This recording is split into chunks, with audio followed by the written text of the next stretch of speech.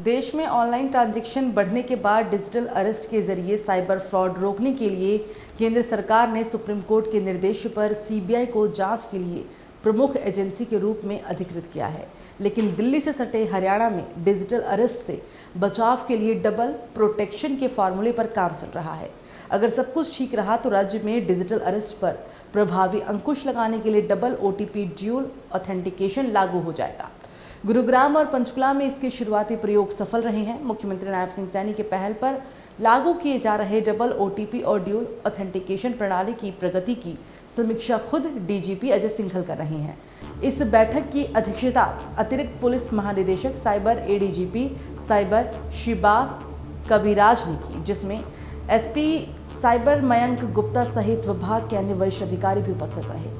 हरियाणा के सीएम नायब सिंह सैनी के निर्देश पर राज्य पुलिस ने बैंक खातों में डबल ओटीपी ड्यूल ऑथेंटिकेशन प्रणाली पर काम भी शुरू किया था। मंगलवार को हरियाणा के पुलिस मुख्यालय में एक बैठक हुई और इसमें बताया गया कि गुरुग्राम और पंचकुला में डबल ओटीपी का पायलट प्रोजेक्ट भी सफल रहा। इस पहल को एचडीएफसी बैंक ने लागू किया था। अब हरियाणा पुलिस ने अन्य बैंकों को भी इसमें जोड़ने का फैसला किया है। डीजीपी अजय सिंघल के मार्गदर्शन में एक उच्च स्तरीय बैठक में देश के प्रमुख बैंकों के प्रतिनिधियों ने भागीदारी की। बैठक में axis bank, SBI, Canara bank, IndusInd bank, Kotak Mahindra bank, ICICI bank, bank of Baroda, union bank of India और येस बैंक के प्रतिनिधि भी मौजूद रहे।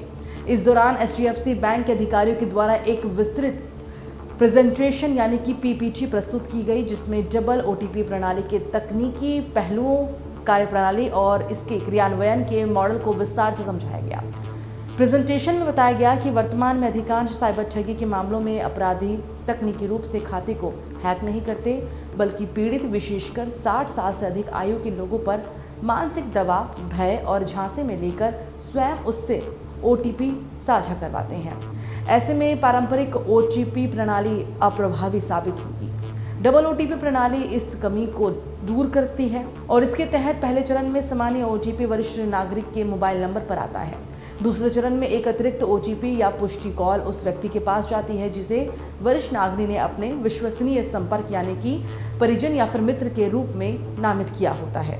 चलिए अब बात करते हैं पंजाब की। तो Netherlands India chamber of commerce and trade की चेयरपर्सन मिस एथिस नॉर्डमैन के नेतृत्व वाले प्रतिनिधिमंडल के साथ हुई बैठक में मुख्यमंत्री भगवंत मान ने पंजाब और नीदरलैंड्स के बीच द्विपक्षीय व्यापार संबंधों को बढ़ाने और निवेश को प्रोत्साहित करने पर जोर दिया। उन्होंने वैल्यू एडिशन, निर्यात आधारित विकास और वैश्विक सप्लाई चेन के साथ तालमेल, विशेष रूप से फूड प्रोसेसिंग और मैन्युफैक्चरिंग जैसे क्षेत्रों में पंजाब के रणनीतिक फोकस को भी रेखांकित किया। भगवंत मान ने NICCT से पंजाब को डच उद्योगों से जोड़ने और क्षेत्र विशेष भागीदारी और व्यापारिक प्रतिनिधिमंडलों को सक्रिय करने की अपील की। इस दौरान हेग में हुए निवेश रोड शो में मुख्यमंत्री ने राज्य की औद्योगिक ताकत और उभरते अवसरों को प्रस्तुत किया, जिसमें नीदरलैंड्स के उद्योगपतियों, व्यापार प्रतिनिधियों और साझेदार ने भाग लिया। उन्होंने राज्य में अनुकूल औद्योगिक माहौल, कुशल कार्यबल, प्रगतिशील नीतियां और निवेशक अनुकूल प्रशासनिक ढांचे के बारे में भी जानकारी दी। मुख्यमंत्री ने कहा कि पंजाब की औद्योगिक व व्यापार विकास नीति 2026 देश की सबसे प्रतिस्पर्धी नीतियों में से एक है।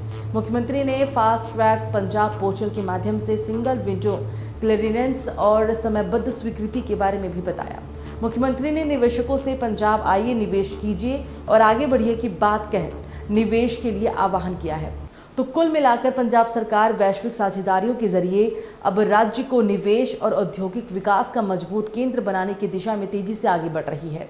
नीदरलैंड जैसे देशों के साथ बढ़ता सहयोग इस दिशा में एक महत्वपूर्ण कदम साबित हो सकता है। उम्मीद है कि इस तरह की पहलें न सिर्फ व्यापारिक रिश्तों को मजबूती देगी, बल्कि पंजाब को अंतर्राष्ट्रीय निवेश मानचित्र पर और अधिक सशक्त बनाएगी।